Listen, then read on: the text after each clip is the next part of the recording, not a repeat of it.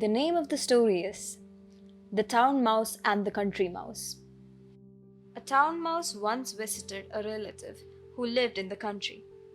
For lunch, the country mouse served wheat stalks, roots, and acorns with a dash of cold water for drink.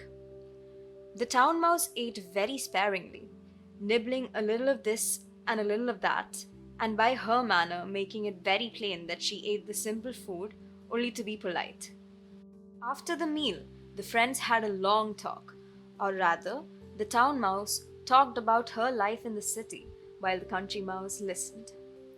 They then went to bed in a cozy nest in the hedgerow and slept in quiet and comfort until morning. In her sleep, the country mouse dreamed she was a town mouse with all the luxuries and delights of city life that her friend had described for her. So the next day, when the town mouse asked the country mouse to go home with her to the city, she gladly said yes. When they reached the mansion in which the town mouse lived, they found on the table in the dining room the leavings of a very fine banquet. There were sweetmeats and jellies, pastries, delicious cheeses, indeed, the most tempting foods that a mouse can imagine. But just as the country mouse was about to nibble a dainty bit of pastry, she heard a cat mew loudly and scratch at the door. In great fear, the mice scurried to a hiding place where they lay quite still for a long time, hardly daring to breathe.